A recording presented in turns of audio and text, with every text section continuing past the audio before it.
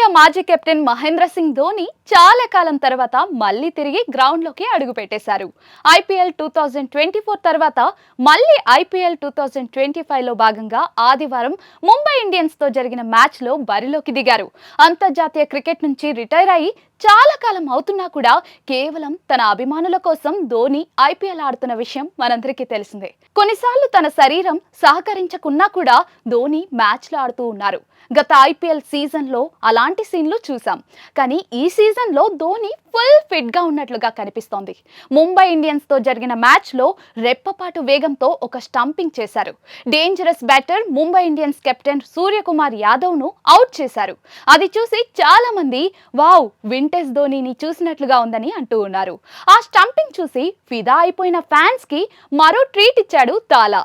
Innings 18వ ఓవర్లో CSK bowler Nathan Ellis వేసిన ball Mumbai batter Santner ప్యాడ్లకు తాకింది. నాథన్ అపీల్ చేయగా అంపైర్ నాట్అవుట్ అంటూ తలను అడ్డంగా ఊపాడు. దీంతో నాథన్ వెంటనే వికెట్ కీపర్ గా ఉన్న ధోని కేసి చూస్తూ బాల్ కాస్త హైట్ ఉందా అని అడిగాడు. అయితే ధోని వెంటనే రివ్యూకు వెళ్లాల్సిందిగా రుతురాజ్ గైక్వాడ్ కు సూచించాడు. ధోని చెప్పిన తర్వాత రుతురాజ్ కాదంటాడా? ఇమీడియట్ గా రివ్యూ తీసుకున్నాడు. రీప్లేలో చూస్తే శాంట్నర్ వికెట్ల ముందు దొరికిపోయాడు.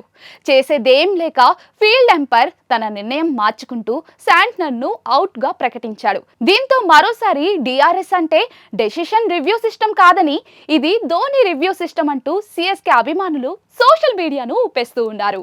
గతంలో కూడా చాలా సార్లు ధోని తీసుకున్న రివ్యూలు పాజిటివ్ ఫలితాలను ఇచ్చాయి. అందుకే చాలా మంది సరదాగా డిఆర్ఎస్ అంటే ధోని రివ్యూ సిస్టమ్ అంటూ ఉంటారు.